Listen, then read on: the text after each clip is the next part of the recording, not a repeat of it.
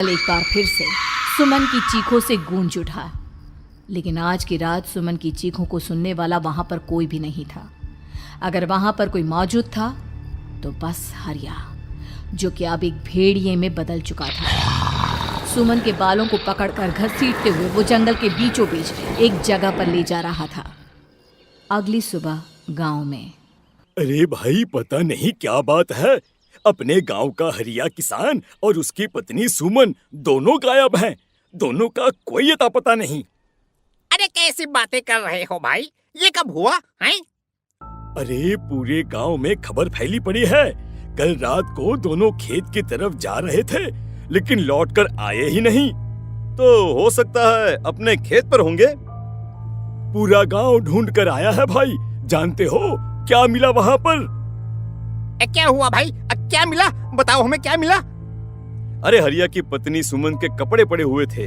शरीर का एक एक कपड़ा फटा हुआ झोपड़ी के बाहर पड़ा था, लेकिन दोनों पति पत्नी का कोई पता ठिकाना नहीं था। अरे भाई, लेकिन उसका जो दोस्त है ना रामू किसान, उससे पता करके आते हैं ना।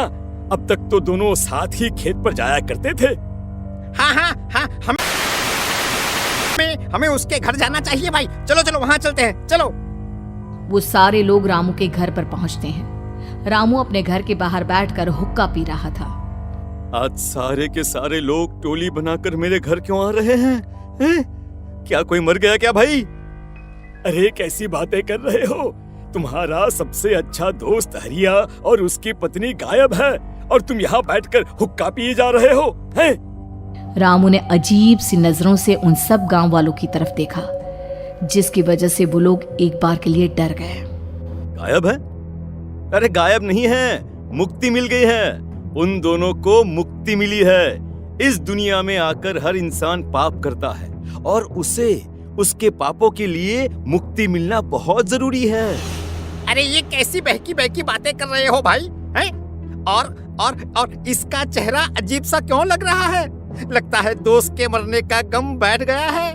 पागल हो गया है शायद ये पागल। ये बात सुनते ही रामू चीख कर जोर से चिल्लाते हुए कहता है, पागल मैं नहीं हूँ, पागल तुम सब हो। और ये शैतानी जंगल अब तुम में से किसी को नहीं छोड़ने वाला, सबको खा जाएगा। याद रखना मेरी बात। शैतानी जंगल? कैसा शैतानी जंगल? लगता है रामू पागल हो चुका है। हमें यहाँ से चलना चाहिए भाई। चलो। तभी रामू की पत्नी बाहर आती है। नहीं, आप लोग इनकी बात का बुरा मत मानिए। 2 दिन पहले हरिया के साथ खेत पर गए थे। जब से वहाँ से आए हैं तब से ऐसी ही बातें कर रहे हैं। भगवान जाने ऐसा क्या देख लिया उन्होंने, खेत में कुछ भी बड़बड़ाते रहते हैं।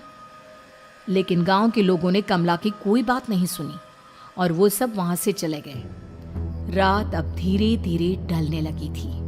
तभी अचानक किसी ने धीमी सी आवाज में रामू को पुकारा। रामू, आ जाओ, मैं तुम्हारा इंतजार कर रहा हूँ। और सुनो, अपनी पत्नी को साथ लेकर आना, नहीं तो काम अधूरा रह जाएगा। ये आवाज सुनते ही रामू के चेहरे पर शैतानी मुस्कुराहट आ जाती है। वो धीमे कदमों से अपने घर के अंदर आता है। क्या हुआ? तबीयत ठीक है ना अब आपकी? मैं तुझे अपने साथ खेत पर ले जाने आया हूँ, चल। मैं तुम्हारे साथ कहीं नहीं जाने वाली। मुन्ना गहरी नींद में सो रहा है और उसे अकेला छोड़कर मैं तुम्हारे साथ खेत पर नहीं आ सकती। वैसे भी तुम्हारे उन खेतों में भगवान जाने कौन सा राक्षस घूम रहा है, मुझे तो डर लगता है। रामू गुस्से में दांत पीसता अपनी झोपड़ी से बाहर आ जाता है और कमला गहरी नींद में अपने बच्चे के साथ सो जाती है। तभी अचानक रात को रामू की झोपड़ी के ऊपर एक साया वही गाना गुनगुनाते हुए घूमने लगता है जो हरिया के मोबाइल में बजा करता था। मैं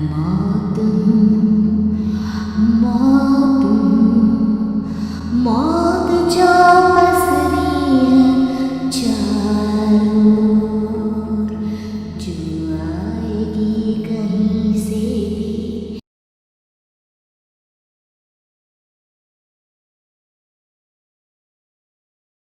निगल जाएगी सबको, मैं मातूम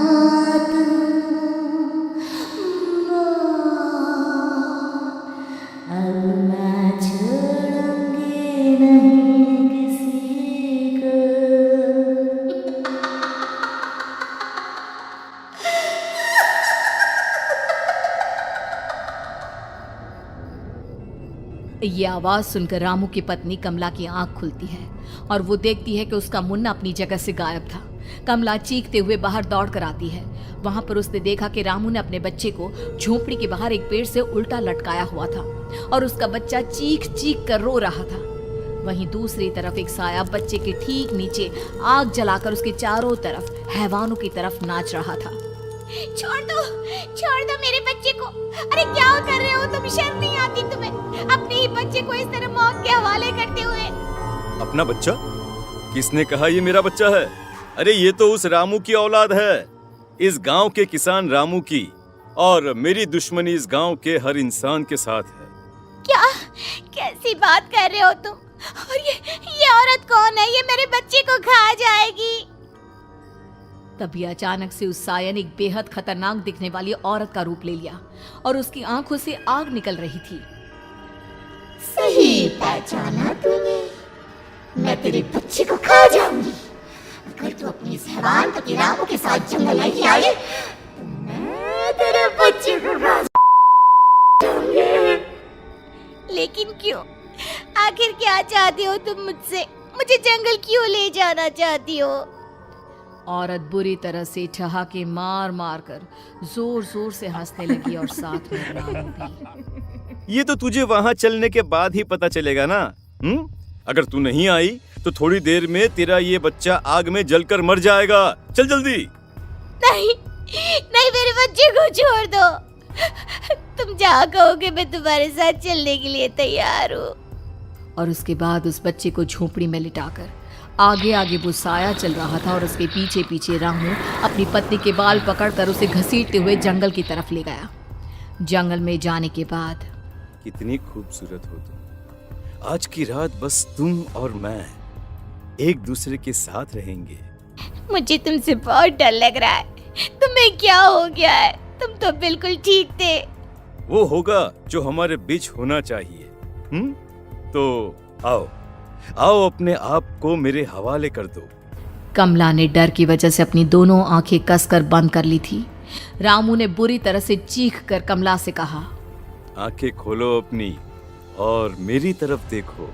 कमला ने जैसे ही अपनी आंखें खोली उसने देखा कि रामू एक खतरनाक खूनी हैवान में बदल चुका था। कौन हो तुम? जाने दो मुझे। क्या चाहते हो मुझसे? वही जो एक आदमी एक औरत से चाहता है। मैं तुम्हारा पति रामू नहीं, बल्कि इस जंगल का एक भेड़िया हूँ, और आज की रात तुम्हारे खून से अपनी प्यास बुझा जाऊं। और उसके बाद वो जंगल कमला की दर्दनाक चीखों से गूंज उठा। अगली सुबह कमला के कपड़े भी जंगल में उसी तरह पाए गए जैसे कि सुमन के पाए गए थे। इस घटना के बाद पूरे गांव में दहशत का माहौल था। अपने माँ बाप की मौत और गांव में हो रहे इस तरह की घटनाओं की खबर सुनकर किशन शहर से गांव लौट आया था। अपने माँ बाप की बेदर्द मौत की वजह से वो बहुत परेशान था। तभी अचानक उसे अपने घर में खाट के नीचे पड़ा हुआ वो मोबाइल फोन मिला जो उसने अपने पापा हरिया को गिफ्ट किया था। अरे कितने प्यार से पापा के लिए मोबाइल फोन लेकर आया था। इसे एक दिन भी काम में नहीं ले पाए। और आखिर कौन है जो गांव में इस तरह की हत्याएं कर रहा है? क्या है इन सब के पीछे? क्या है?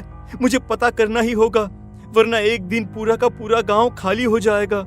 इस गांव में एक भी जिंदा इंसान नहीं बचेगा। गांव के लोगों की मदद करने के इरादे से किशन अपने गांव से दूर एक दूसरे गांव में बहुत बड़े तांत्रिक के पास मिलने के लिए गया। तांत्रिक बाबा, अब आप ही कुछ उपाय बता सकते हैं। भगवान जाने हमारे गांव को किसकी नजर लग गई है। नजर नहीं लगी है, किसी ने तुम्हारे गांव को बद्दुआ दी है। किसी सताई हुई आत्मा का प्रकोप है और अब वो पूरे गांव में किसी को नहीं छोड़ेगी जब तक उसकी आत्मा को शांति नहीं मिल जाती। अरे लेकिन ऐसा कौन है बाबा? किसकी आत्मा है और कैसे मिलेगी उसे शांति? मौत है, मौत कहीं से भी आएगी और सबको निगल जाएगी। इससे बचने का सिर्फ एक ही उपाय है, लेकिन उस उपाय को करना आसान नहीं होगा। जो भी उस उपाय को करने की कोशिश करेगा उसकी जान जा सकती है।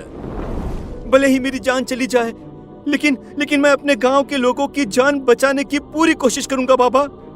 तो ठीक है फिर, अगली अमावस की रात जैसा मैं कहता हूँ वैसा ही करना। अमावस की रात तांत्रिक के बताए अनुसार किशन अपने साथ केरोसिन लेकर जंगल की तरफ चल पड़ा। उसके हाथ में देवी के मंदिर का सिंदूर भी था। किशन जंगल के बीचों बीच पहुंचा। ये देखकर उसकी आंखें फटी की फटी रह गई।